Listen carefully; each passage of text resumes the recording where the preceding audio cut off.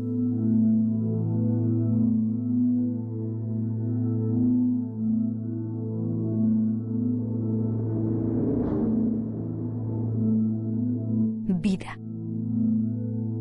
No está definida por el tamaño. No se define por la localización o por la necesidad de un ambiente especial. No está definida por un grado de desarrollo o por la capacidad de defenderse. Conocemos sus signos.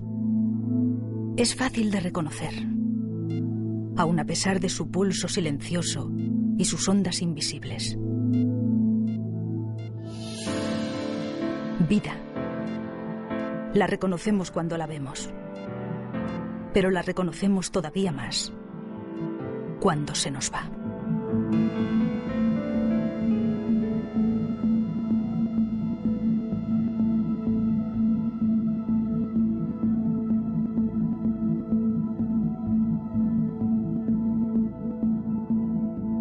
Hola, soy Alveda King. Mi tío, el doctor Martin Luther King Jr., dijo una vez: la injusticia en cualquier parte es una amenaza para la justicia en todas partes. Esta película analiza el aborto y las consecuencias resultantes. Oiremos testimonios de la vida real y comentarios de los expertos a medida que avanzamos en este viaje para explorar lo que sucede en la industria del aborto y cómo las vidas se ven afectadas. Pocos indicadores culturales son tan evidentes o tienen un impacto tan monumental en nuestra sociedad. Este fue promovido a través de la explotación de las personas vulnerables en una campaña de mentiras y engaños. Sin pasar por el cauce legislativo del gobierno, esta campaña se promovió fuera de la ley, sin contar con la opinión del pueblo. El tribunal hizo del aborto un derecho de la mujer, una autoridad heredada para gobernar sobre su cuerpo y por encima de la vida propia e independiente que crece dentro de ella. Se emplearon eufemismos para considerar al niño menos que un humano. Esta masacre no fue autorizada bajo la virtud de la autoridad constitucional, sino fuera de ella, en los lugares más oscuros del corazón de los hombres. En efecto, es un derecho de asesinato. Para justificarlo, el tribunal tuvo que ignorar los hechos indiscutibles de la ciencia. Estaba tan claro en 1973 como lo está hoy, como lo estaba a mediados del siglo XIX, cuando las leyes estatales establecieron los estatutos del aborto, modificando la ley común, según la cual el aborto era ilegal, pero solo después de que el bebé comenzara a moverse. Este cambio se produjo tras haberse determinado por la ciencia que la vida humana comienza en la concepción. En 1857, la Asociación Médica Americana declaró: la existencia independiente real del niño como ser vivo antes de nacer es una cuestión de objetividad científica. Pero al darse cuenta de que era un ser humano, pusieron en vigor leyes después de la de 1860. Cuando entendieron la biología, hubo un movimiento en los estados liderado por los médicos para prohibir el aborto. La vida se definió en aquel entonces como un regalo supremo de Dios, un derecho inherente a la naturaleza y a cada individuo, y comenzaba a contemplarse en la ley tan pronto como el bebé se agita en el vientre de su madre. Pero hoy tenemos mejores medios para determinar cuándo comienza la vida. Decían que comenzaba cuando el bebé se movía. Pero por supuesto hoy sabemos que comienza en la concepción. El juez Harry Blackman dijo: bien, ni la religión, ni la ciencia, ni los filósofos se ponen de acuerdo sobre cuándo comienza la vida. Por tanto, el tribunal no se va a pronunciar sobre cuándo comienza. En el caso Roe contra Wade, se dijo que basándonos en el estado de desarrollo del conocimiento humano, no sabemos cuándo comienza la vida humana. Bueno, eso es un insulto a la inteligencia. Bueno, este argumento, según el cual no sabemos cuándo comienza la vida, no es un argumento basado en hechos biológicos.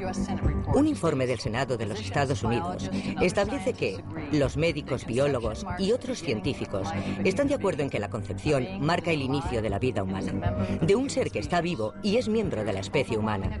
Sobre esto hay un acuerdo abrumador en innumerables informes médicos, biológicos y científicos. Definitivamente no es el cuerpo de la mujer, ya que ahí hay una vida nueva, un nuevo embrión, una nueva existencia de otro ser humano. Ahora bien, si quieres saber si hay un ser humano, no me importa lo que diga la historia del derecho, no me importa lo que digan las leyes, la filosofía o la teología.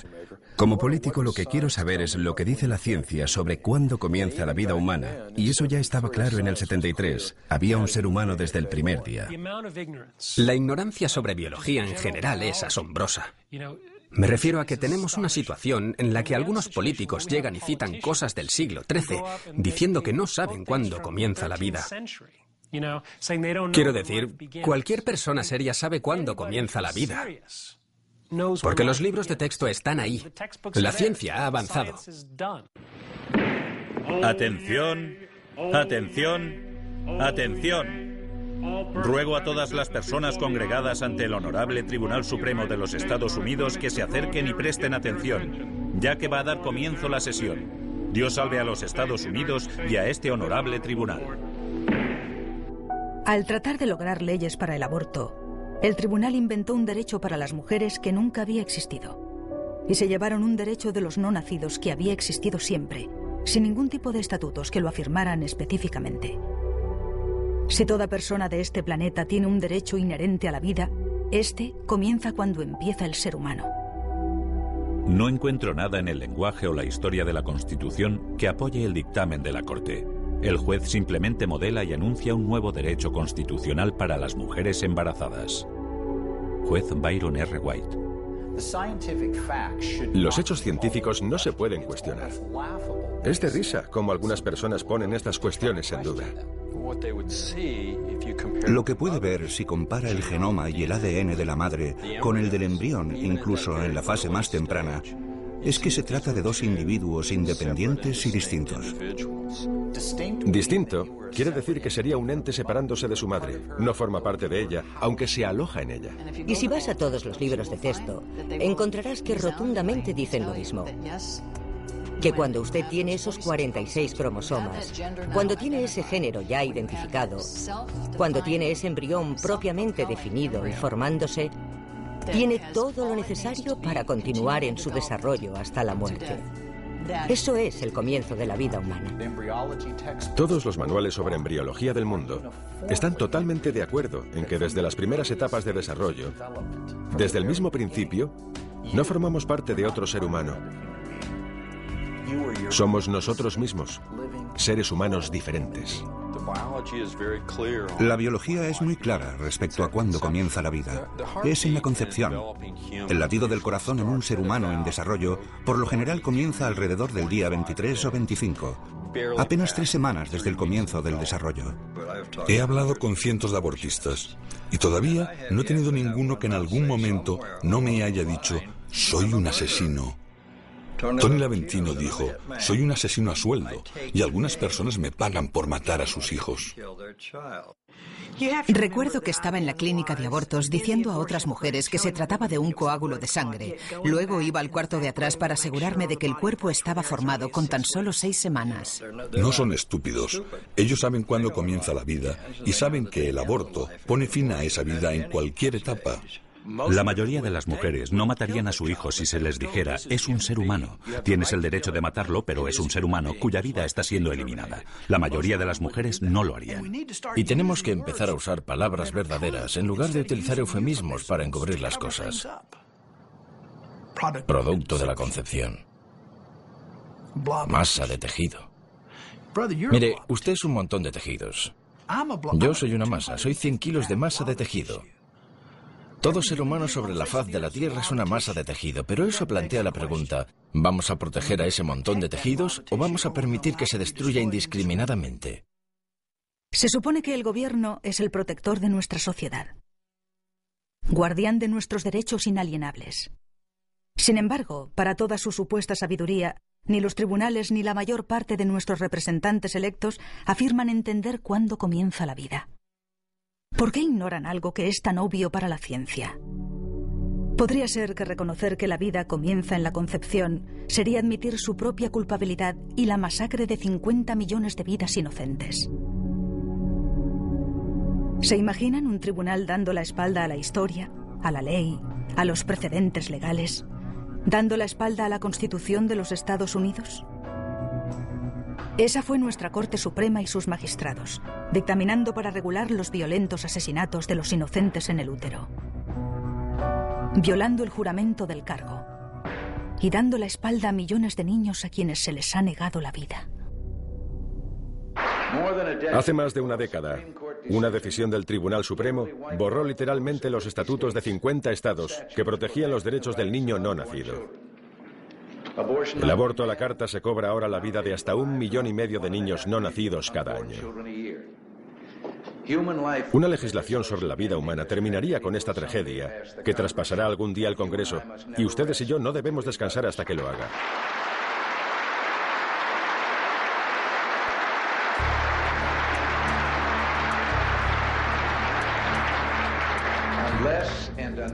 Al menos hasta que pueda ser demostrado que el feto es una entidad viva, con su derecho a la vida, a su libertad y a la búsqueda de su felicidad, y debe ser protegido. Los fundadores de la Constitución dijeron, con el fin de asegurar los beneficios de la libertad para nosotros y nuestra posteridad, decretamos y establecemos esta Constitución para los Estados Unidos de América. El propósito primordial de la Constitución es proteger a las generaciones venideras y darles las bendiciones de la libertad. Ningún tribunal tiene la autoridad para contradecir la Constitución. Y cuando se trata de una clara contradicción, no se debe seguir. Como la Constitución no menciona el aborto en ningún aspecto, tenían que encontrar algo en alguna parte. Y el tribunal dijo que se encontraban en las penumbras, lo que significa sombras en la Constitución. El Tribunal Supremo no puede quitar los derechos que son tan inalienables. Así que Roe contra Wade, Doe contra Bolton, es una invención. Es una invención que nos ha costado más de 50 millones de vidas. El Tribunal Supremo no dio un derecho absoluto para que las mujeres mataran a sus hijos no nacidos. Anulando lo que siempre fue un derecho, declararon que no se consideraba asesinato, convirtiéndolo en una decisión médica, dejando esa decisión a los médicos tras consultar con la mujer embarazada. Roe se basó en el hecho de que esta debe ser una decisión entre una mujer y un médico. En una visita anterior, me planteó con muy poca seriedad la posibilidad de abortar si había problemas genéticos con el bebé. Mi oncólogo fue muy firme en qué era lo que tenía que hacer. Mi única opción era esa. Esa era la única manera de que yo sobreviviera, por lo que me animó a abortar para salvar mi vida y para librarme de un niño que era incompatible con la vida. Mientras que los partidarios del aborto a demanda celebraron la decisión de Roe, muchos en la profesión de abogado e incluso en la izquierda radical sabían que esto era una decisión indefendible desde una perspectiva jurídica. No solo el tribunal inventó un derecho, lo hizo de espaldas a la historia y a los preceptos de la ciencia y de la ley. Le daré la opinión del líder liberal y catedrático de Derecho en América, Larry Tribe, en Harvard. Él piensa que es un criterio indefendible. En 1992, la propia Corte Suprema en el caso Planned Parenthood contra Casey dijo claramente que si fuera por ellos, como primera impresión, que si nunca se hubiese legislado antes, podrían perfectamente no apreciar un derecho al aborto en el mismo. A continuación, dicho órgano jurisdiccional continuó diciendo que puesto que se encontró en el 73 en Roe contra Wade, debemos respetarlo, lo cual es jurídicamente ilógico ya que no se aplica en ningún otro aspecto de la ley. Hoy se define como precedente todo lo que un juez dice por el hecho de que está por encima de ti. No obstante, no es un juez quien está en el más alto lugar, sino la Constitución de los Estados Unidos. En ningún otro ámbito de la ley se salvaguarda un precedente simplemente porque está ahí, ya que una decisión que está mal es inconstitucional, de modo que se debería, si se respeta la Constitución, derogarlo. El tema no es si se trata de niños o que estos no son personas.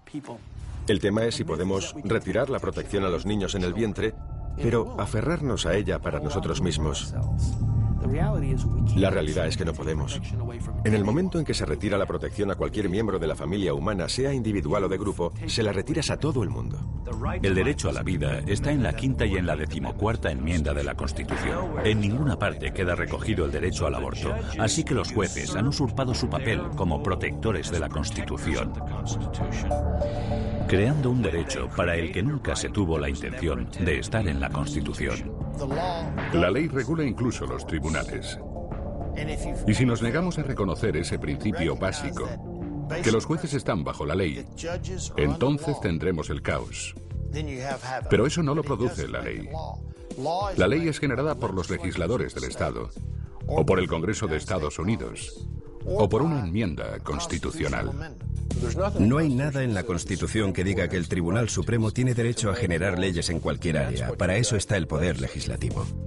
Los jueces del Tribunal Supremo y muchos niveles del Poder Judicial se han corrompido por el poder de interpretar la Constitución. Y han reconocido en sus sentencias que la Constitución significa lo que dicen que significa. Y eso puede significar lo que quiera que signifique. Lo segundo que dijeron fue que como el Tribunal Supremo había resuelto este problema difícil de división, los americanos debían aceptar la resolución, porque de otro modo minarían la credibilidad de la Corte. Si fue una mala decisión de la Corte Suprema, ¿por qué el pueblo estadounidense lo acepta? Dicen que solo porque el Tribunal Supremo así lo dictaminó, y perdería su credibilidad el hecho de revocar la sentencia de Roe.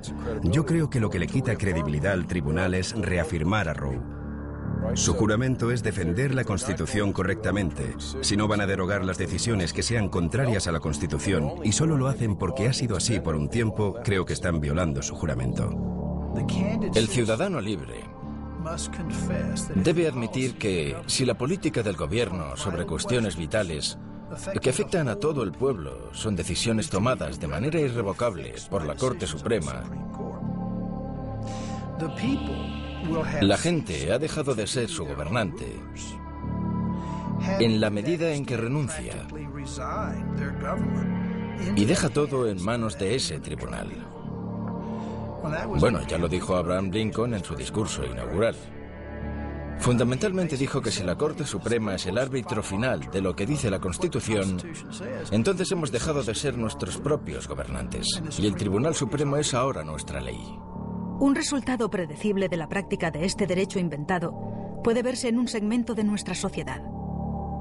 Si el aborto continúa y persiste la tendencia actual, la comunidad afroamericana disminuirá rápidamente en la población al no llegar al mínimo de sucesión de 2,1, necesario para mantener una población estable.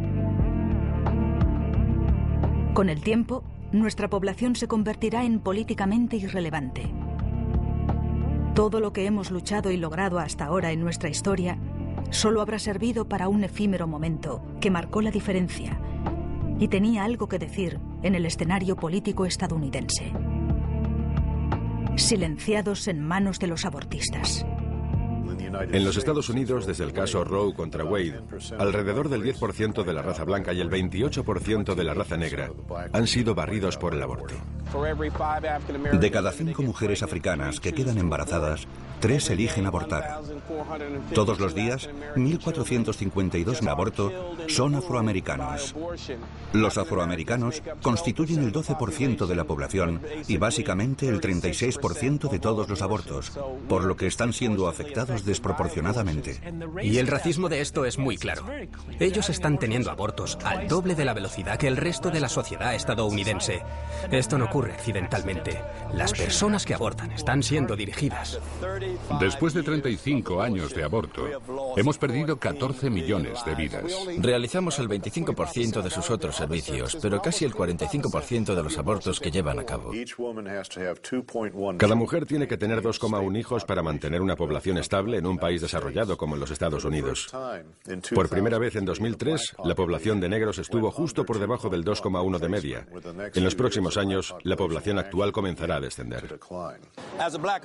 Como norteamericano negro, sé que la mayoría de la gente considera la esclavitud como lo peor que le ha pasado a América.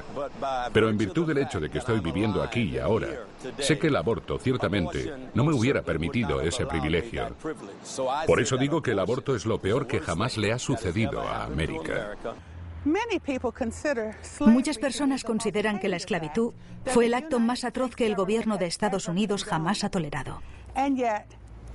Y sin embargo, otros sabemos que incluso los africanos que fueron traídos en los barcos negreros y perdieron sus vidas, tal vez 1 o 2 millones, sin duda son solo una parte de un grave acto de opresión que continúa hasta hoy. En América, desde el caso Roe contra Wade, 14 millones de niños americanos se han sumado al número de aquellos que fueron oprimidos por su color de la piel y ahora por su edad gestacional. Creo que el mayor fracaso en cuanto al aborto ha sido el liderazgo negro. Estoy terriblemente preocupado de que la Iglesia Negra, nuestros representantes negros del Congreso y nuestras organizaciones sociales como la NAACP han callado sobre esta cuestión. Y como el silencio es consentimiento, tenemos esta horrible realidad de que el liderazgo negro está ayudando a perpetrar el genocidio de su propio pueblo. Nuestras vidas comienzan a terminar el día que guardamos silencio sobre las cosas que importan. Dr. Martin Luther King Jr. El Centro de Planificación Familiar de Georgia está estratégicamente ubicado en el corazón del campus universitario. Todo a su alrededor son edificios de estudiantes y jóvenes estudiantes yendo y viniendo por el campus.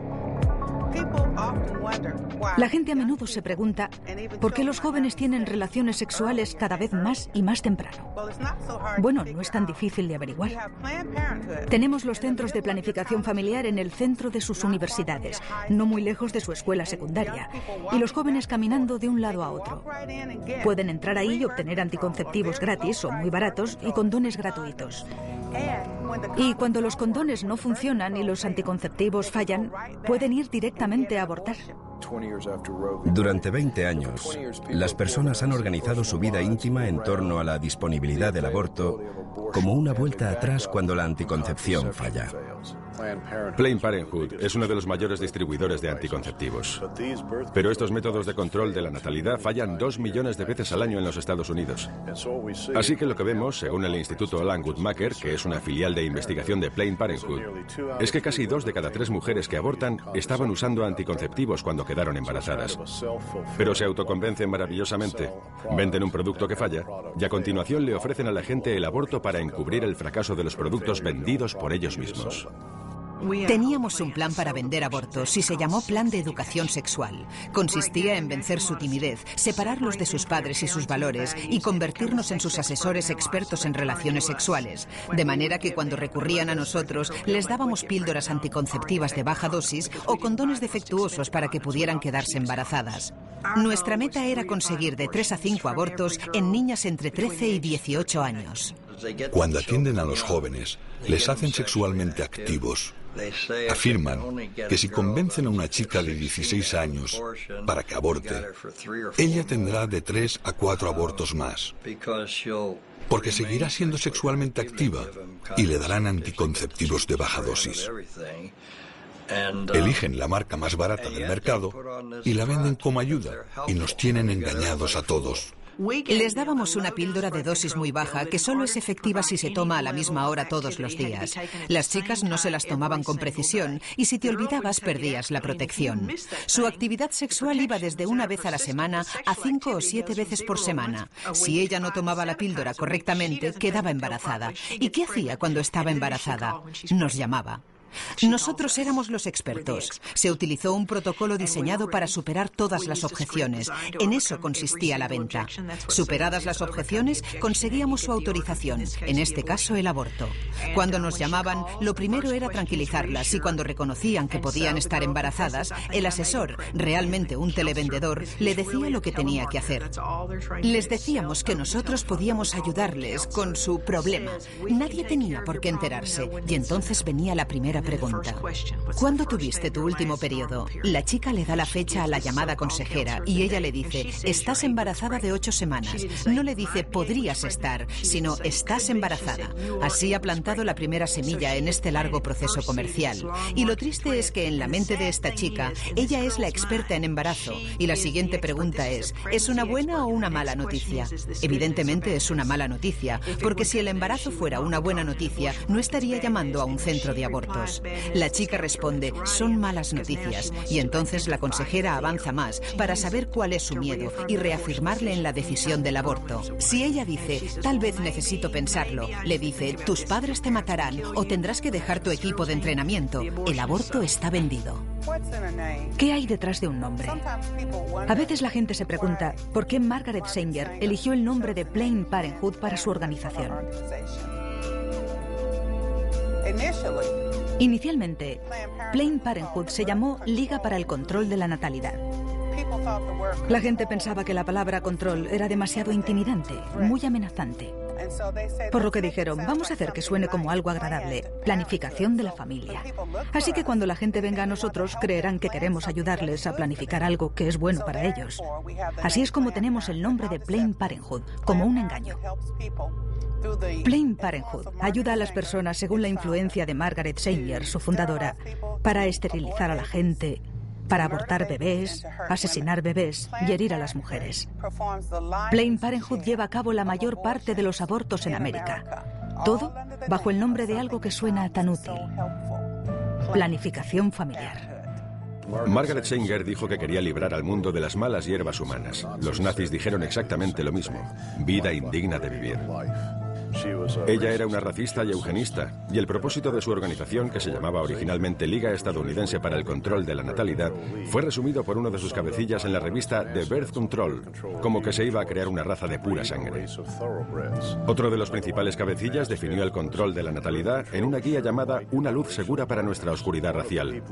Una de las personas que estaba sentado en su mesa, uno de sus asesores de mayor confianza, fue Lothrop Stoddard, quien escribió un libro en 1922 llamado La creciente ola de color contra la supremacía del mundo blanco, y en él dijo que los cruces con los negros siempre fueron fatales. Margaret Sanger, cuando empezó la Liga Americana del Control de la Natalidad y más tarde Planned Parenthood, tenía una máxima eugenésica entre comillas: deshacerse de las razas inferiores.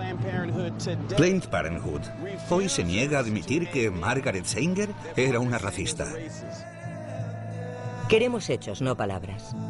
Queremos exterminar a la población negra. Y el ministro es el hombre que puede enderezar la idea si alguna vez ocurre que alguno de sus miembros se rebela. Margaret Sanger.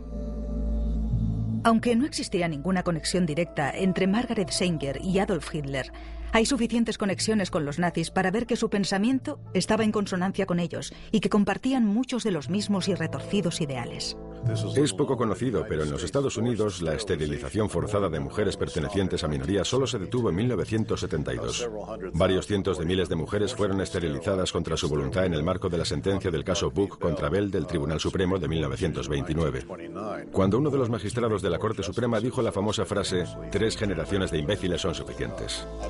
El proyecto negro se dirigía concretamente a que hubiese gente yendo por todo el sur, convenciendo a los negros para que no tuviesen hijos. Margaret Sanger estaba profundamente involucrada en la eugenesia en los Estados Unidos. Parte de las ideas de los nazis se hicieron fuertes gracias a los eugenistas americanos e ingleses.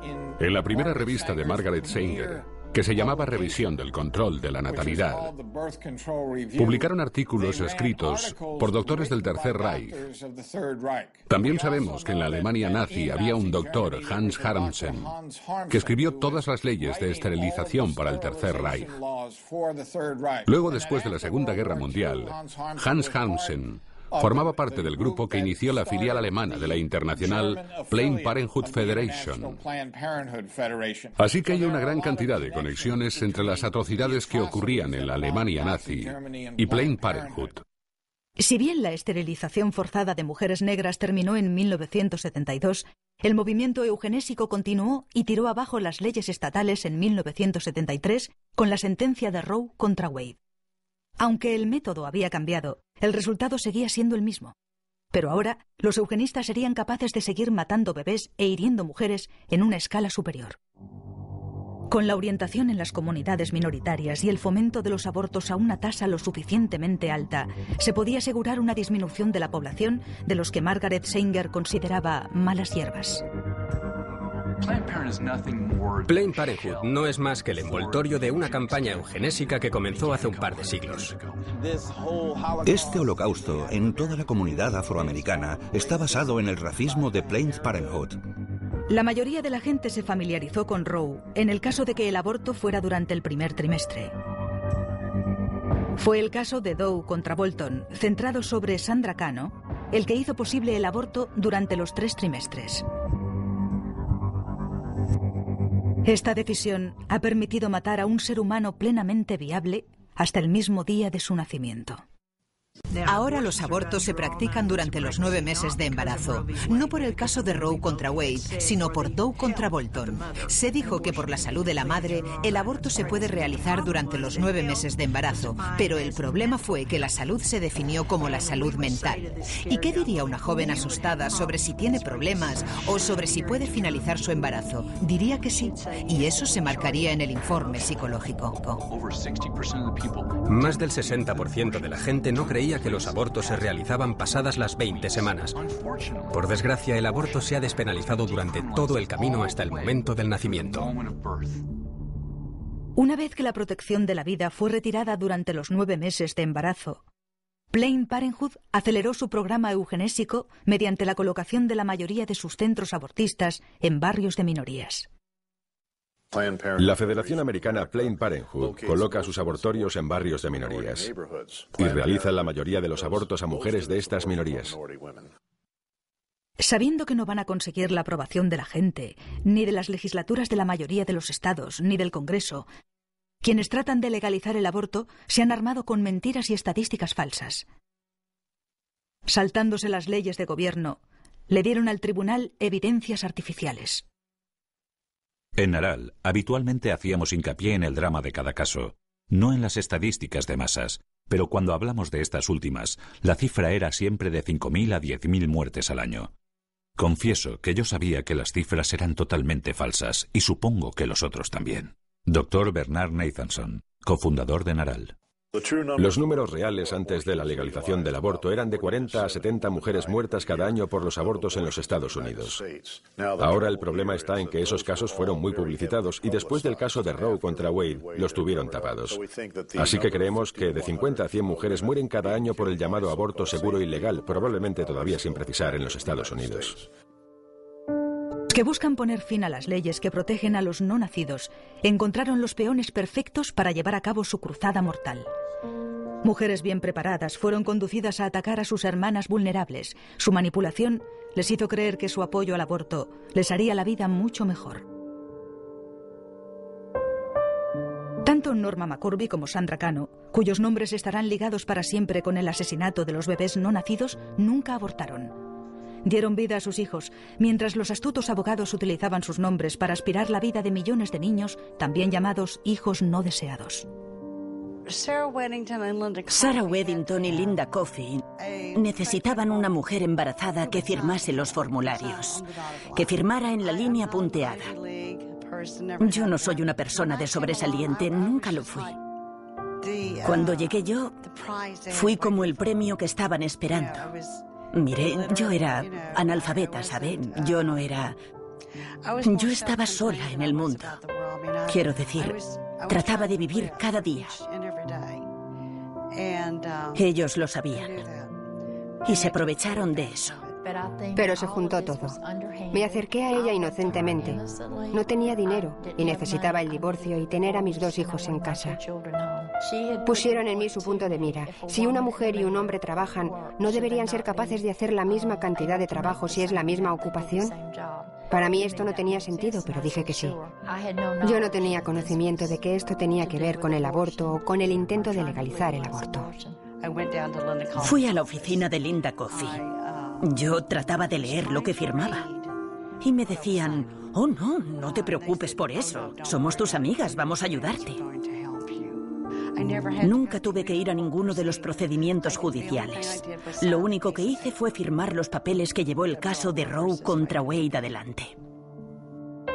Si bien estos abogados reclaman el derecho de elegir para las mujeres, ¿dónde está la elección cuando una única opción se ofrece? Esa es la falacia esencial en el llamado derecho a elegir para la mujer. En la mayoría de los casos no es una opción en absoluto. Una decisión tomada sin todos los datos o basada en la desinformación. Otras opciones no son presentadas y la mujer se ve forzada al aborto. El eslogan favorito de los abortistas es proelección. Y lo irónico sobre esta frase es que cuando hablas con las mujeres que han abortado y les preguntas ¿por qué lo hicieron? El mayor número de respuestas es, no tuve otra elección. El mayor número, sobre un 80%, ocurre bajo coacción. En otras palabras, no es una elección de la mujer. Una tarde, una mujer me llamó y me dijo que quería una cita para su hija para venir a abortar. Le dije, ¿ella quiere abortar? Bueno, ya sabes, ella no quiere, pero no tiene otra elección. Así que fui a un consejero cristiano. Y ella seguía diciéndome que tenía que abortar y que esto no era algo bueno para mí y no iba a ser bueno para mis hijos. Entonces se lo dije a mi novio y a mi madre y luego al resto de mi familia. Todo el mundo de repente, no puedes hacer esto, no puedes hacerlo, no quieres hacer esto no es bueno para los niños, no es bueno para ti, no es bueno para nuestro matrimonio, yo no quiero criar a este niño. Hubieran sido personas que hubieran cambiado las dinámicas de nuestra familia. Y las relaciones que habrían creado habrían cambiado la interactuación con todo el mundo. Pero no están aquí. El aborto no se trata de una elección, se trata de la desesperación. No se trata de gente que aborta por su libertad de elección, se trata de gente que aborta porque sienten que no tienen ni libertad ni elección. A través de conversaciones con él me empujaba al aborto y a continuación me sentía frustrada. Yo sentía que él no se preocupaba por mí, que él estaba pensando, vamos a arreglar esto. Esas fueron exactamente sus palabras, tenemos que arreglar esto. Pero estaba aterrada y en crisis y sentí que no tenía otra opción. Las mujeres son las víctimas. En muchos de estos casos, las mujeres están coaccionadas.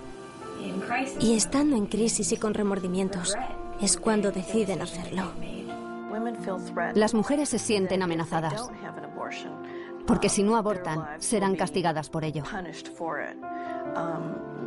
Las historias del novio diciendo, yo te doy los $300 y nuestra relación continuará si abortas. Si decides tener al bebé, ahí está la puerta. Yo salía con un hombre joven y me quedé embarazada. Y las primeras palabras que salieron de su boca fueron, no vas a tenerlo, ¿verdad? Recuerdo que sentí cómo me hundía en mi corazón. Y pensé, no lo tendré. Me sentía muy presionada. En absoluto. No creo que mi elección fuera una elección. Creo que fue, como dije antes, sentía como un ultimátum. Todos me gritaban a mí. Sentía como si me estuvieran gritando a mí. Estaba constantemente insistiendo, hay que matarlo, tienes que abortar, no puedes hacer esto, tienes que ir a la clínica, has de ir rápido. Cada semana que esperas es peor. Vamos, vamos, vamos. Y finalmente no pude soportar todas las presiones. Y cómo supuestamente iba a convertir sus vidas en desgraciadas. Era despiadado. Era como si ni siquiera pudiera pasar un día sin escucharlos. Si no estaban en ese momento hablándome, yo estaba recordando algo que me habían dicho hacía un par de horas. Solo me bombardearon con eso. Así que supongo que tengo que soportar esta carga para que todos los demás puedan estar bien.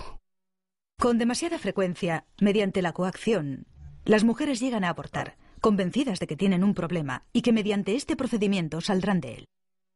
Por desgracia, el problema no ha hecho más que empezar.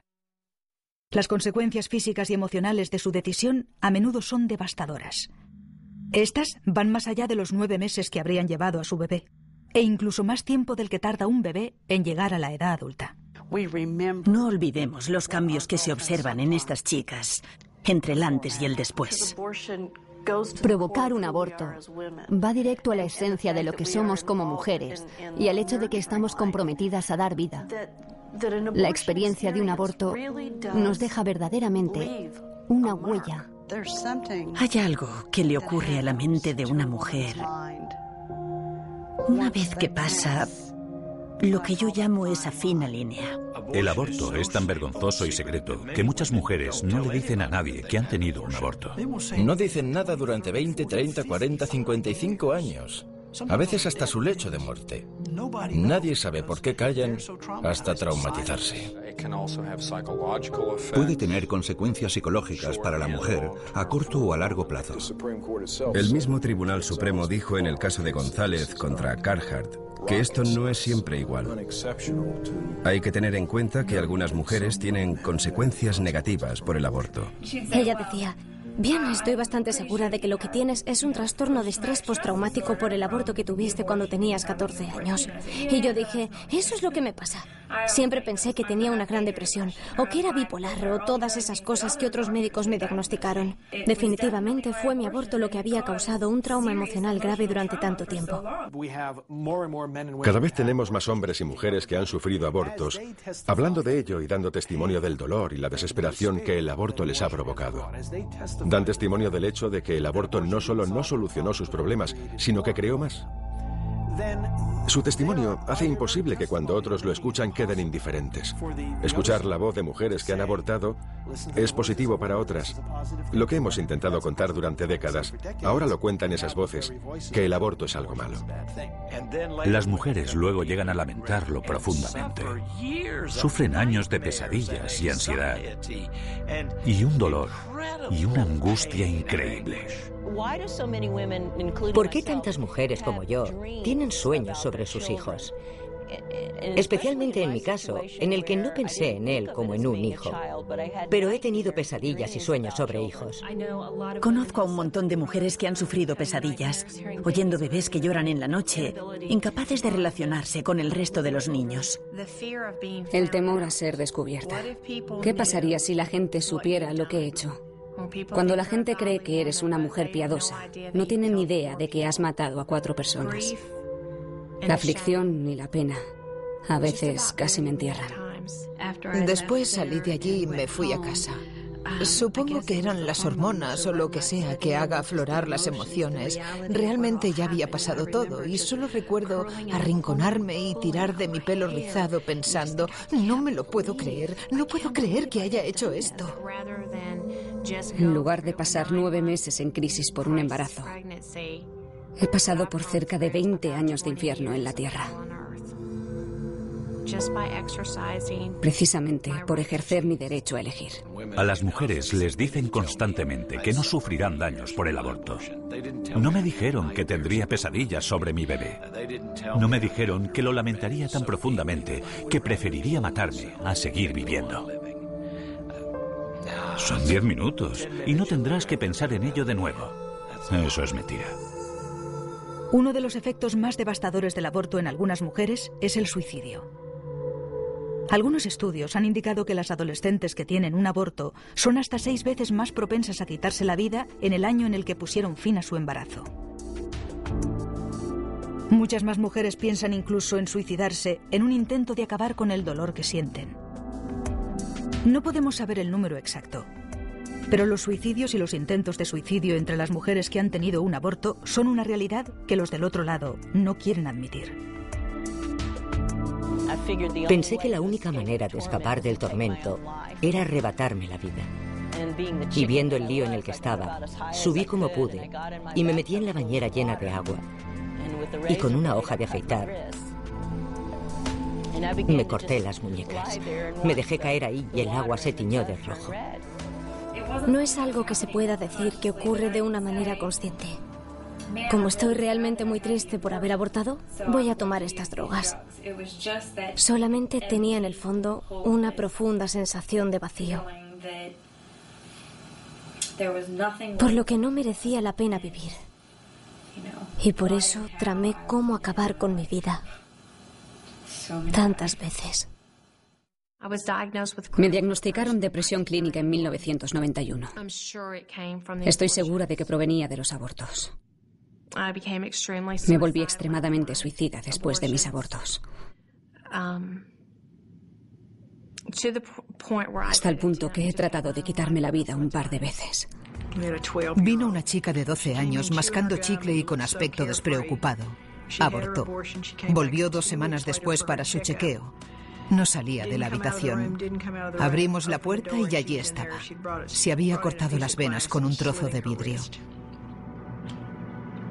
12 años de edad. Pero todas tenemos ese momento en el que nos damos cuenta de que somos madres y que matamos a nuestros hijos. Es nauseabundo, te sientes fatal. Raramente se les advierte.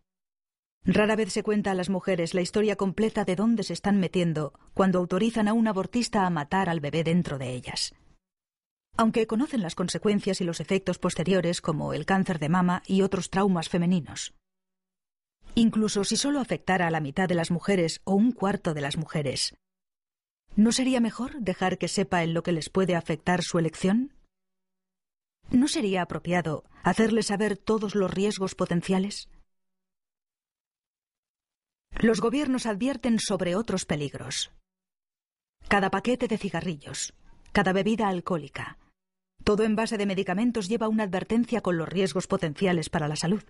¿Por qué no una advertencia sobre algo que cambiará la vida, algo que pone en peligro la vida como un aborto? Son evidentes un montón de consecuencias físicas y psicológicas. Hubo un gran estudio de Nueva Zelanda sobre las consecuencias a largo plazo. El aborto puede tener consecuencias a largo plazo sobre la mujer e incluso afectar a su fertilidad. Muchas mujeres se vuelven estériles o sufren problemas con sus órganos femeninos y terminamos teniendo que practicarles una histerectomía completa. Nunca podrán concebir más hijos.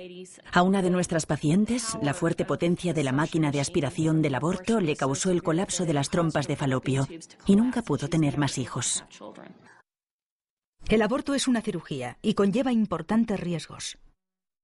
A diferencia de las cirugías que salvan la vida o alivian el sufrimiento, el aborto es una cirugía elegida por conveniencia que rara vez se lleva a cabo para salvar la vida de la madre. Yo no estuve durante la intervención, pero entré al final y nunca he visto tanta sangre. Había sangre por todas partes. La llevamos a la sala de recuperación y empapó la cama. Tuvimos que cambiársela un par de veces. Su presión arterial no era constante. Y el médico se marchó. Estaba muy preocupada por ella y traté de decírselo a él, pero su novio quería llevársela a casa. Su presión se estabilizó un poco, pero yo creía que no era suficiente. Tenía la sensación de que algo no iba bien. A las 10 se marcharon. El novio dijo que si ocurría algo, que me llamaría inmediatamente. A las 4:30 llamó al doctor y sin coger el historial médico le dijo que la metiera en una bañera con agua caliente y cuando lo hizo, la última gota de sangre que quedaba en su cuerpo se agotó. Me llamó sobre las 6 y me dijo, ha muerto. La autopsia no mostró nada, no se presentaron cargos y no pasó nada. Los periódicos no llamaron y nadie acudió. Matamos a esa mujer e hicimos más abortos al día siguiente. Durante mucho tiempo he visto a chicas que han muerto por el aborto y en el certificado de defunción veías algo del tipo muerte repentina por un problema terapéutico en los ovarios o algo parecido. Los familiares estaban tan afectados por lo que había pasado y tan avergonzados de que su hija hubiese muerto por hacerse un aborto que no fueron a por nosotros. Mira, un aborto hace a un doctor casi a prueba de juicios, porque las mujeres están tan avergonzadas por haber abortado e incluso por haber sufrido una carnicería, como una histerectomía, que no van a decir nada a nadie sobre eso, porque no quieren que se sepa. Atendimos a una modelo de 22 años que bailó y saltó sobre la mesa haciendo reír al doctor porque no llevaba ropa interior. Estaba embarazada de 22 semanas. La pusimos sobre la mesa. Hay una maniobra llamada maniobra de Hansen. Puede hacerla el mismo doctor o cualquiera. La hicimos porque era un bebé grande. Yo sostenía a los bebés y les decía, aquí está la cabeza, los pies allí, el culito aquí, y tú suavemente empujas al bebé hacia los instrumentos. Con el primer empujón, el doctor le sacó el omento, el revestimiento de los intestinos. Literalmente perforó su útero y tiró del intestino la primera vez que metió los instrumentos. Y la segunda vez los sacó y los volvió a meter. El bebé estaba vivo. Despertó a la mujer, la metimos en mi coche, porque no era una buena publicidad tener una ambulancia enfrente de la clínica abortiva. Así que la metimos en mi coche y nos la llevamos, no al hospital más cercano o a otro donde la atendieran mejor. La llevamos a través de la ciudad a un hospital que nos ayudase a encubrir lo que habíamos hecho. Y el cirujano recoge a esta chica que tiene a un bebé perfecto dentro con sus intestinos fuera en su vagina y la suben al quirófano. 7 médicos estaban operando al bebé y a esa chica. Tuvieron que hacer una colostomía para la resección del intestino y vaciar su bolsa dentro. Sacaron al niño, lo enrollaron en cortinas desechables y lo incineraron en el hospital. Esos 7 médicos falsificaron los documentos. Así matamos al bebé. Los doctores falsificaron los documentos. Le dijimos a esa chica que tenía un embarazo abdominal y ella no nos demandó. En Roe, el Tribunal de Justicia hizo del aborto una decisión entre una mujer y su médico. El resultado real de Roe es que decidir si quedarse con el bebé o poner fin a su vida, en la gran mayoría de los casos se deja en manos de una mujer en crisis, consultando a una persona que se gana la vida vendiendo abortos. El ring de la caja registradora ha sustituido al llanto del recién nacido. La mayoría de las mujeres en América que han abortado te dirán que nunca han visto a los abortistas. Nunca ven a ese doctor hasta que lo tienen entre sus piernas en la clínica de aborto, violándolas con su instrumental. Las mujeres casi nunca consultan a sus médicos. Ellas van a una clínica, han decidido que quieren abortar. Así que esta idea de la importancia del papel del médico personal es una fantasía. El tribunal habló en términos del tipo, tenemos un médico, una relación médico-paciente. Se supone que un médico debe hacer lo mejor para su paciente. Y si escucha los testimonios de estas mujeres, ellas no veían al médico hasta que les practicaba el aborto. No hay una relación médico-paciente. Con el éxito de Roe contra Wade en los tribunales, la organización racista y eugenista de Margaret Sanger pasó a ser una parte de la cultura americana. Una nueva industria multimillonaria se inició con Planned Parenthood en primer plano. Esta industria mantiene su influencia y poder con los mismos argumentos y las mentiras usadas originalmente para despenalizar el aborto en 1973. Hay 2 grandes mentiras sobre el aborto. Una, que no es un bebé. Y 2, que es bueno para la mujer. También debemos examinar otra motivación de Planned Parenthood en la industria del aborto. El deseo de ganar dinero para su causa. El dinero de la venta de la educación sexual, de la venta de anticonceptivos. Ellos saben que harán millones en un año. Después vendiendo abortos para subsanar los fracasos, a veces vendiendo parte de los bebés que provienen de los abortos. Es fácil ver que la industria del aborto es un ciclo sin fin de ganar dinero. Solamente cuando las mujeres planifican su familia, la industria del aborto pierde. No creo que nadie alguna vez pensara que veríamos una industria crecer en gran parte gracias al dinero en metálico. Una industria que está muy poco regulada para hacer abortos. Y están utilizando el dinero de nuestros impuestos. 1/3 de sus $1.000 millones del presupuesto son nuestro dinero. Ellos han trabajado muy duro para aprender cómo conseguir los fondos médicos y quieren aumentar los fondos de impuestos a $700 millones al año. A Planned Parenthood se le permitió hablar con nosotros. Y otras organizaciones hablaron con nosotros. Profesores liberales nos hablaron de la educación sexual. Nunca nadie habló del bebé. Producto de la concepción. Puede eliminarse si se quiere. Con la legalización del aborto, el Tribunal Supremo abrió las compuertas para que una industria hiciera millones de dólares con el dolor y el sufrimiento de las mujeres y la muerte de millones de bebés inocentes. Una forma de explotar la situación de crisis en la que se encuentran muchas mujeres. Un momento en el que la mujer es más vulnerable. La corte de abortistas ofrecen un servicio que promete resolver el problema.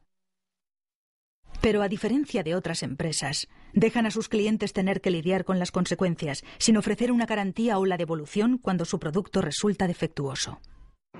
El aborto es un producto comercializado con habilidad, vendido a personas muy asustadas y en crisis. Compran un producto esperando una solución y se encuentran con que es defectuoso.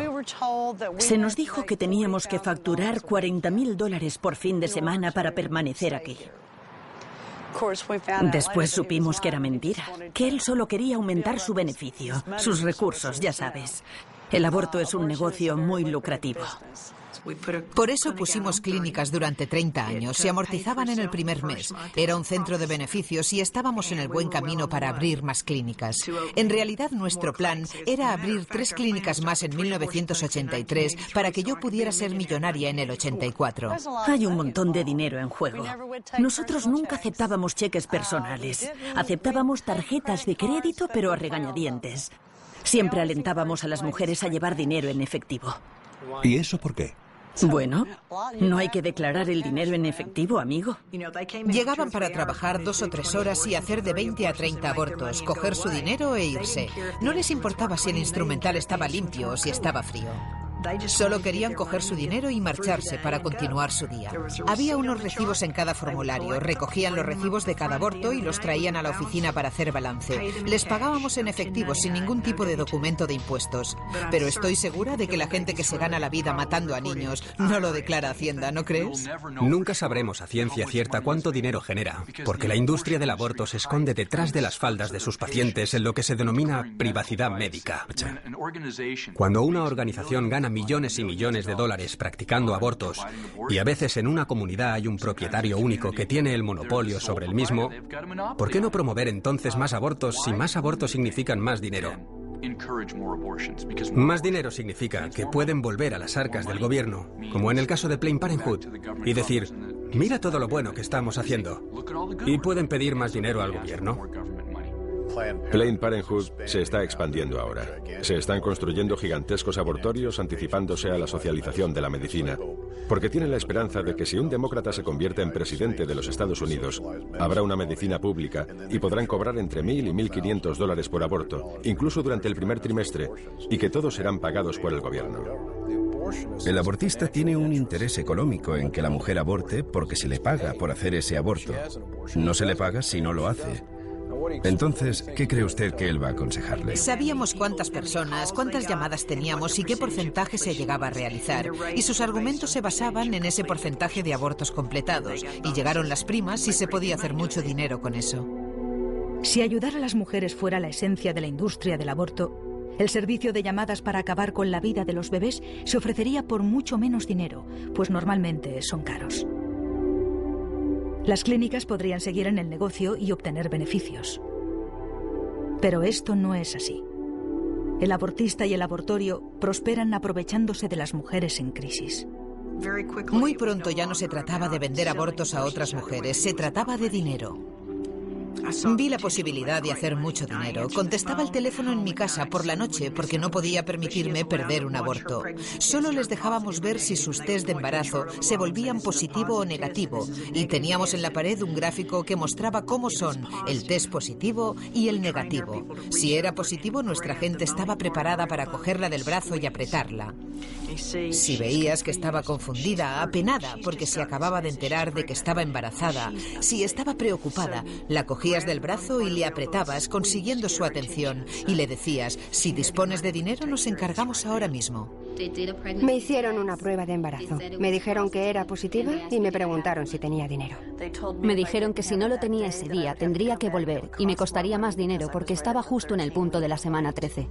Sabíamos que si ella volvía a su casa y lo hablaba, podrían apoyarle y ayudarle y decirle que abortar no era la respuesta.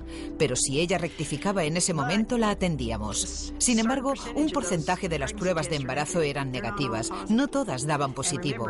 Y no olvide que cuesta el mismo dinero hacérselo a una no embarazada que a una embarazada.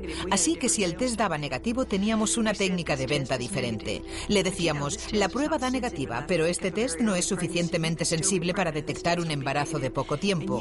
Puede que estés embarazada, aunque esta prueba dé negativo. Y si quieres, podemos saberlo con seguridad hoy mismo. Nos decía que bien, que quería hacerse la otra prueba. Nos limitábamos a hacerle una ecografía. Y como si se la hiciéramos a cualquier hombre, mujer o niño, podíamos encontrar un embarazo. Solo hay que encontrar una mancha, y todos tenemos alguna mancha en el abdomen. Esa chica no sabe cómo es un útero embarazado o no, por lo que únicamente hay que encontrar una mancha en el abdomen.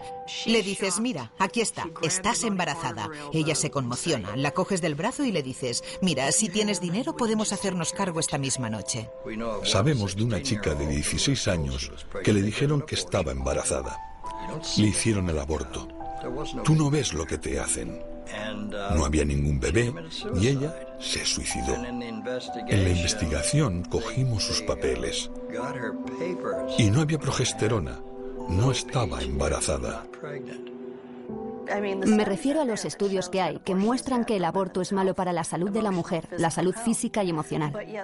Sin embargo, esos estudios siguen acallándose, siguen siendo cuestionados, continúan enterrándose. Es un hecho que hay una gran cantidad de dinero obtenido por la industria del aborto. El dinero que están recibiendo los políticos de Naral y Now. Ya sabe, diferentes asociaciones abortistas. Planned Parenthood, Mary Stopes International. Es decir, es dinero que financia las campañas y apoya a los candidatos. Y así, ellos no pueden hablar contra el dinero. No hablan contra ellos. El aborto tiene consecuencias de gran alcance que aquellos que sacan provecho de esto no quieren que las mujeres sepan. En un momento en que esperamos de nuestro gobierno que garantice nuestra seguridad, ¿por qué el gobierno ha sido tan lento para regular una industria que ha perjudicado a un número incalculable de sus pacientes? Esta elección no solo afecta a la mujer, afecta al padre, afecta a la familia entera. Toda la familia está involucrada. Ella siempre había querido una hermana mayor, aunque era hija única. Y cuando tuvo 8 años, se enteró de que yo debía tener un hijo más mayor. Era alguien que no estaba en su vida. Se fue. Me preguntó, ¿dónde está el bebé? Y yo tuve que explicarle con 8 años qué era el aborto. Bueno, a ver si lo ha entendido. Se paró frente a mí y me dijo, tenías 16 años, estabas embarazada y mataste a tu bebé. Tuve que mirarle a los ojos y decirle que sí. Una mirada de terror cruzó su cara. No dijo nada, solo se fue. Le pedí a mis familiares que me acompañaran. No querían ir. No querían ir. Querían que yo lo hiciera, pero no querían ir conmigo. Mi novio no quería ir. Por fin encontré a alguien que quiso venir. Nadie, absolutamente nadie de los que me decían que lo hiciera. Ninguno de ellos quería ir. Algunos hombres no han tenido elección. Si la mujer elige abortar sin ellos, ellos no tienen ningún control sobre eso. El aborto no solo roba el destino de las mujeres, sino el de los hombres implicados, que han perdido a sus hijos, a sus familias. Destruye las relaciones. Un hombre vino a nuestro equipo, tenía un puesto de observación y yo le explicaba el trabajo que hacíamos. Y me miró y se puso a llorar como un bebé. Me dijo, han pasado 35 años y aún me duele todos los días desde entonces. No podemos callar más. Millones de vidas de mujeres han sido devastadas. Y los padres, como hemos dicho aparte, son los grandes olvidados. Te aseguro que multitud de personas han sido heridas por el aborto. Y eso es incomprensible. Con Roe, el Tribunal Supremo quitó a los estados el derecho a restringir el aborto en sus propias jurisdicciones. Pero se pensó que los estados podrían regular las clínicas que realizaban el procedimiento. La verdad es que desde el principio les dejaron solos. Del callejón sucio abortista simplemente se mudaron a la luz sin limpiar sus operaciones. Esto era un negocio muy rentable y la seguridad de las mujeres rara vez se tenía en cuenta a la hora de cruzar la línea. Estábamos haciendo de 20 a 30 abortos por hora si podíamos, al menos 20. Teníamos 21 juegos de instrumental.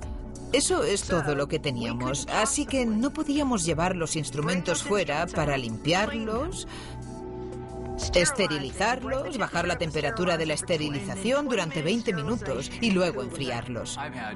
He tenido más experiencias de las que hubiera querido respecto a las sucias condiciones de dentro de las clínicas abortivas. Cuando estábamos en el sur de California, se perseguían muy poco estos sucios abortorios alrededor de Los Ángeles, San Diego y Orange County, y se ponían en marcha en pequeños centros comerciales. Literalmente firmaban el contrato hoy y empezaban a matar bebés mañana.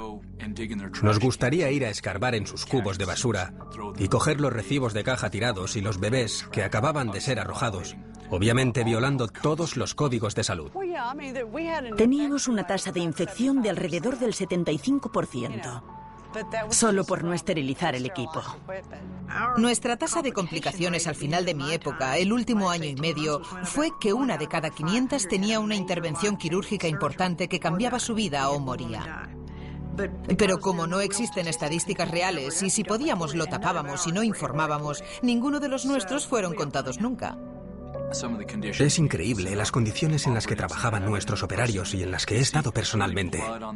He visto literalmente sangre en el suelo, sangre en las paredes, cucarachas y heces de ratones. En algunos de estos lugares no querrías ni cortarte el pelo, y mucho menos someterte a una cirugía invasiva. En el gran hospital de Dallas, los médicos le dirán que vieron abortos mal practicados o abortos fuera de plazo.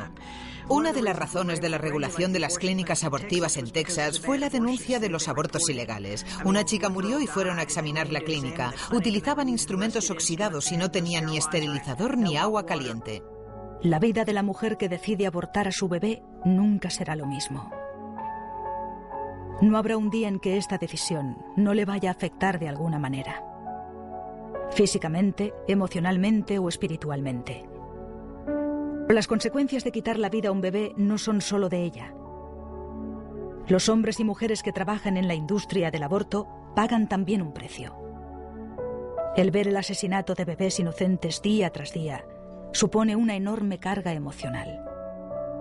Pero nadie habla de lo que sucede dentro de la clínica de abortos. Todo el mundo pelea. Es el lugar más caótico que pueda imaginar. Los médicos discuten, las enfermeras discuten, todo el mundo consume drogas, todo el mundo bebiendo, cada uno va a lo suyo. Es horrible ver a ese bebé y comprender lo que realmente es, un ser humano. Y sabes, no es diferente a ti o a mí, solo por el tamaño. Reconozco que he estado involucrada en la muerte de 35.000 bebés. El asesinato de una mujer que se desangró hasta morir por abortar en el segundo trimestre. 19 mujeres fueron sometidas a histerectomías o colostomías.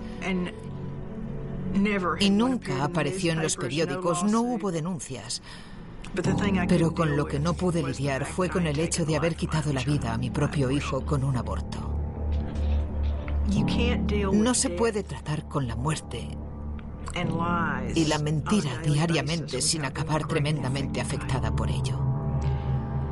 Y no hay nadie que haya trabajado en esas clínicas que no haya ido a la parte de atrás a juntar las partes del bebé.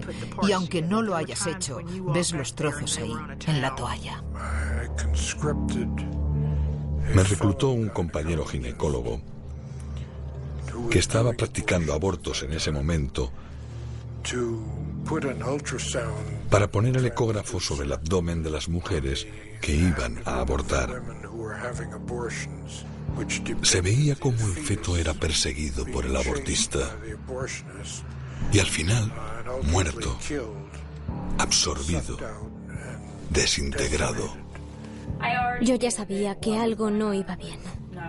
Durante ese proceso de 5 días, desde que me insertaron los dilatadores para ampliar el cuello del útero para que dilatase lentamente durante esos 5 días.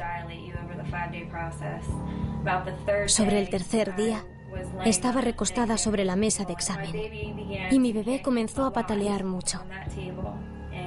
Recuerdo que pensé que algo iba mal y que estaba tratando de avisarme de ello. Y tenía razón, porque entonces llegó George Tiller, preparado para introducir una gran aguja en mi abdomen. Y casi inmediatamente, mi bebé dejó de dar patadas. Y nunca más lo volví a sentir. Así que sé que en ese momento murió. Pero pasaron otros 2 días aproximadamente antes de que me pusiera de parto.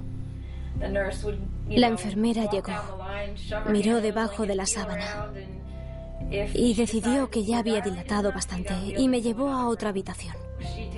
Me llevó en silla de ruedas a esa otra habitación con otras mujeres y me di cuenta de que la habitación en la que estábamos era como una especie de armario con baño.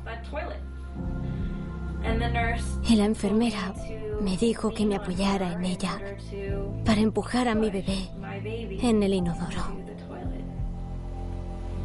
El bebé ya estaba muerto en ese momento. Pero es tan vergonzoso y repugnante lo que hacemos con estos niños. Es muy doloroso. Tengo un bebé en el cielo y me parece tan horrible haberle dejado en un baño. El resultado fue una cinta de un feto siendo atacado por el abortista desde abajo. mientras filmábamos desde arriba. En otras palabras, desde fuera del útero.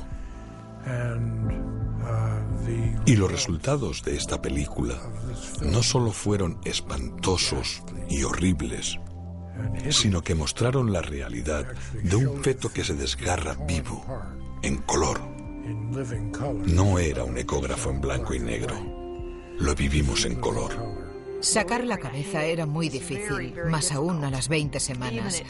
Tuvimos a una chica en la mesa abortando 6 horas, tratando de aplastar una cabeza. El abortista no podía hacerlo. Me sentía arrancando partes de mi cuerpo. He pasado los últimos 20 años tratando de no recordarlo, pero lo hago. Nadie sabe lo que sucede en las clínicas de abortos. La opción más prometedora es la decisión que favorece la vida. La decisión de llevar el embarazo a término. En prácticamente todas las comunidades, en todo Estados Unidos, existen organizaciones y personas dispuestas a ayudar en aras de una vida que merece prosperar. Las organizaciones y personas que no están impulsadas por el deseo de hacer dinero con la desesperación de otros. Estas son personas que de verdad desean ayudar a la mujer en crisis a tomar una decisión, la elección correcta. Todos los días, en todo este país, gente de todos los ámbitos de la vida y de todos los estatus sociales y económicos gritan desde sus corazones para poner fin a la anarquía y a la falta de humanidad que es el aborto. Desde el lado del asesoramiento, tratando de salvar la vida en el último momento, manifestándose para mostrar a nuestros representantes electos que este asunto es de suma importancia. Hay organizaciones que tratan de curar a las mujeres heridas por este acto brutal. Poco a poco, la gente está despertando a la comprensión de que el aborto está mal y tiene que terminar, y que nosotros como sociedad debemos ver el final de esta injusticia. Nosotros, el pueblo, estamos empezando a comprender que la vida, incluso la vida desde la concepción, es el primer derecho inherente de toda la humanidad.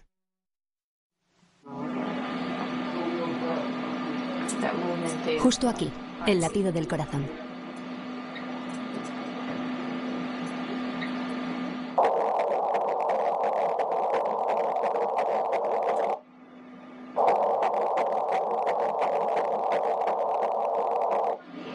Suena como una persona adulta. El ritmo es de 176 latidos por minuto. Bien, eso es bueno. ¿En serio? ¿Es normal? Es muy normal. El corazón late muy rápido al principio. Sí, y a medida que el embarazo progresa, se ralentiza. Y todos los días pienso en lo que podría haber sido. Lo que podría haber sido si hubiese tenido a mi bebé. Ellas no saben que hay recursos y están desesperadas, así que tenemos que estar allí para amarles y demostrarles que nos preocupamos por ellas y que les ayudaremos a conseguir la ayuda que necesitan. Si hay una mujer que está considerando abortar, que no compre esa mentira, que no se pierda la bendición más grande de su vida. Estas mujeres necesitan escuchar que son especiales y queridas, y eso ayuda al 100%. Porque no quieren ver necesariamente grandes carteles y señales de lo que están haciendo. Ellas saben que está mal, lo saben. Quieren saber que son amadas y que hay esperanza.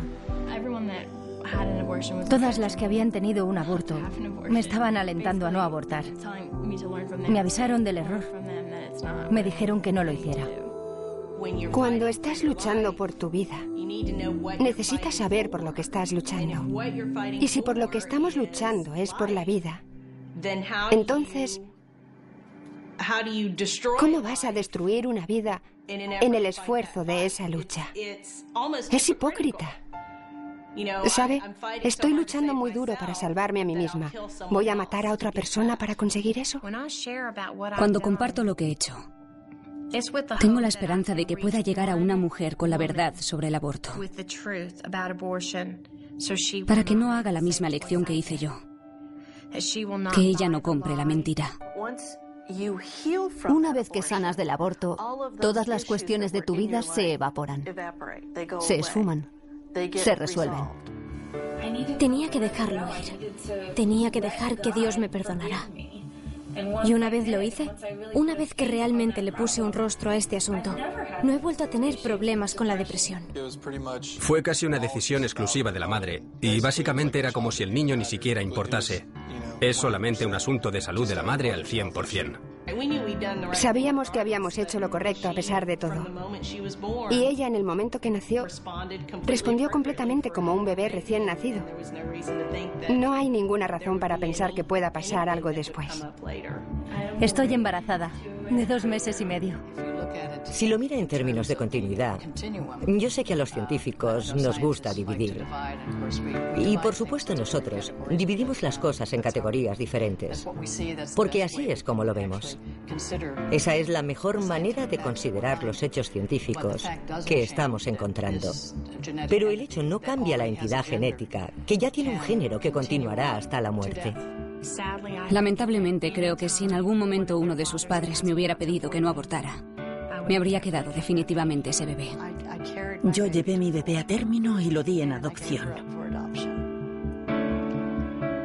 Y estoy feliz por lo que hice. El aborto es la explotación máxima de las mujeres. Y nada de lo que están discutiendo es la realidad. La discusión comenzará realmente cuando se levante la tapadera de este tema. Y cuando se sepa la verdad sobre lo que el aborto hace a las mujeres, por no hablar de niños no nacidos o de bebés muertos, se acabará.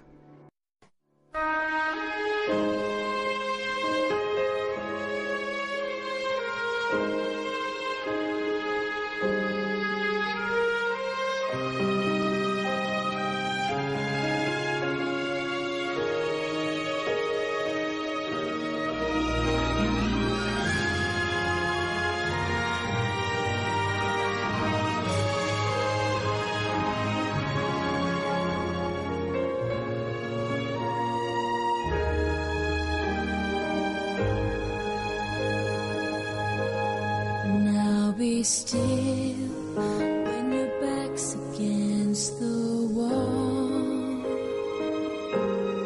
Victory, there seems no hope at all. I'll be your wings that soar so high, this side of paradise.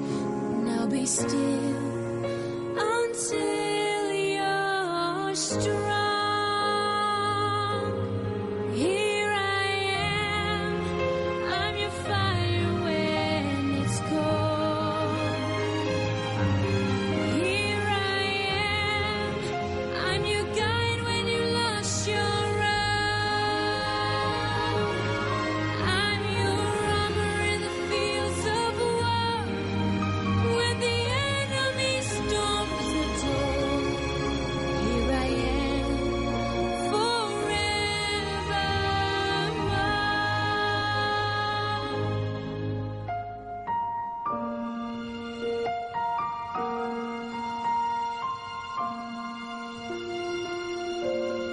Take my hand when shadows hide your way. Take my hand, there'll come a brighter day. For the love of you and me is for eternity. Take my hand, close by your stay. Here I am, I'm your fire when it's cold. Here I am, I'm your guide when you lost your road. I'm your bridge above the stormy sea when I'm